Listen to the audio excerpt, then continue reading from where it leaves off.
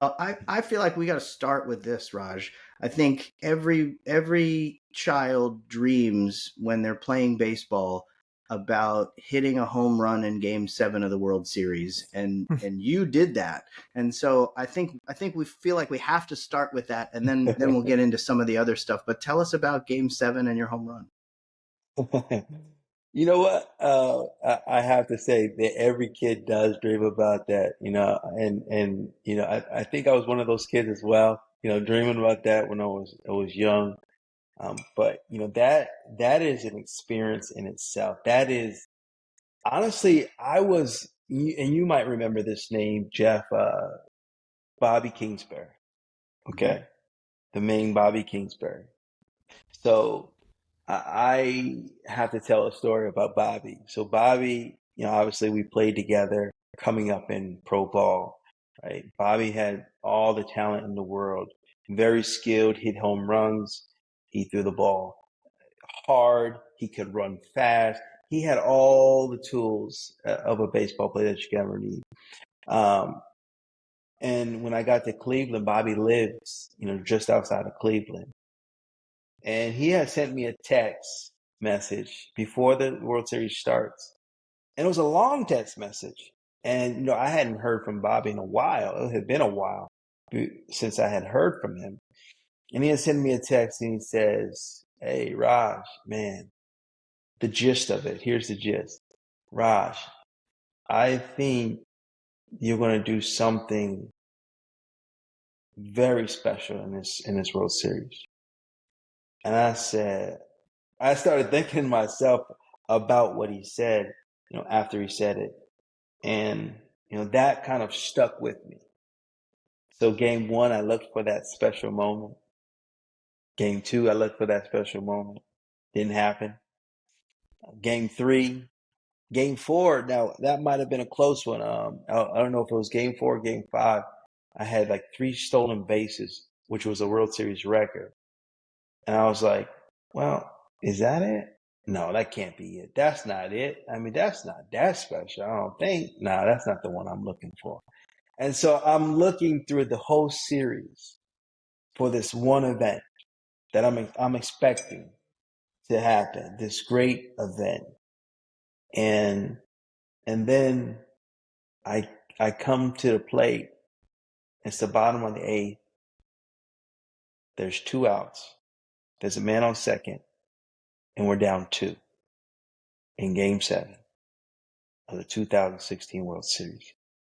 And I said, this is that moment. This is what I've been waiting for. This is it.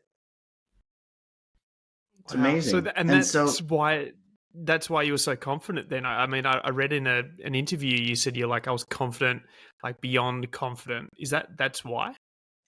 Well, that is part of the reason. Another part is the preparation that that you guys talk about, right? That's interesting because I like to hear like what you guys kind of how you guys kind of approach these kind of situations with the mental part, because that was some of the parts that I use in preparing. You know, it's always good to obviously everything takes preparation. Um, but for me, the mental part is huge. It is beyond measure. I'm curious to hear like how you guys kind of deal with those kind of like mental preps. well, you're the one that did it, Raj. Yeah. Yeah. What did you do? um, I mean, I could tell you what I would tell anyone in that situation, but I think for you especially, by the time it got to Game 7, you had had a lot of big moments in series moving up to that. My guess is by Game 7, it felt pretty. I don't want to say normal, but at least you were used to the adrenaline, you were used to the crowds, you were used to the momentum swings and that kind of thing. And I mean, watching that and seeing what you guys do in those moments, it feels like it's just like the purest form of baseball there is. Exactly, exactly, exactly. Um, when I think about that moment, I also think about like all the time that like, just sitting quiet, and thinking about the World Series, thinking about what I wanted to do, thinking about what Bobby had said, and where the biggest moment could possibly come. I had hit 62 homers in my career.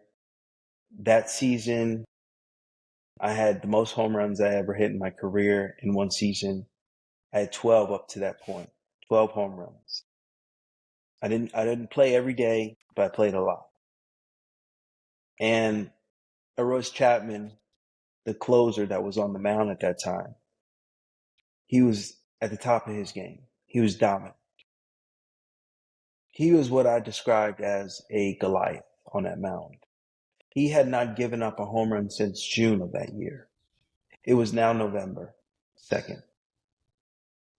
And so, of course, I didn't know this all at the time.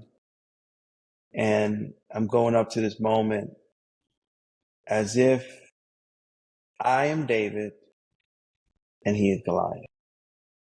And we know the story of David and Goliath. David overcame that giant in that moment. He was confident. He was secure. He knew that he was going to win even before the battle started. David was saying, man, Goliath, you going down today. In fact, I'm going to feed you to the birds today. And that's exactly what happened to David.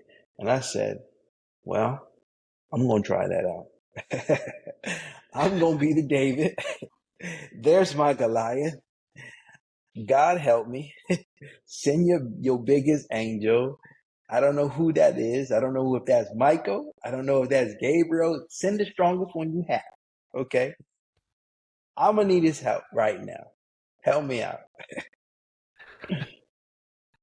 It's such a like I have chills. I don't know about you, Jeff, but I have chills kind of hearing a story, especially the way you told it then. But I want to know, like, you said you thought about it and you were thinking about the picture and all that type of stuff. Did you visualize the moment? Because you kind of mentioned before, it's something that every kid dreams of. Like, I'm sure in your yard or schoolyard, you would have had that commentary going in your head and pretending to hit that World Series winning home run. Did you do any visualization as part of your preparation for that moment, or just before you stepped up to the plate, did you tell yourself something? Like, did you have a word that was like, all right, I'm David now, like, or something like that? Yeah. So when I got up to the plate, I was like, okay, this is not me against 9 folks. This is not me against 9 players in the field. This is one-on-one right here. This is me versus him. I'm better than him. I am going to win this battle. And if you look at the eyes, right, it just you could see the determination, you can see the commitment in what I was doing. That takes a lot of energy.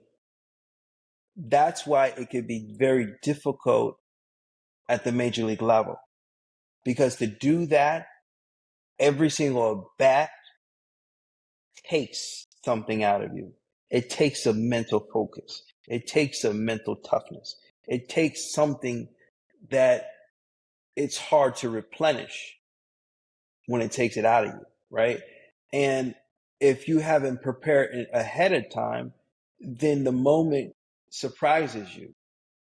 I was not surprised by the moment. In fact, the moment was surprised by me.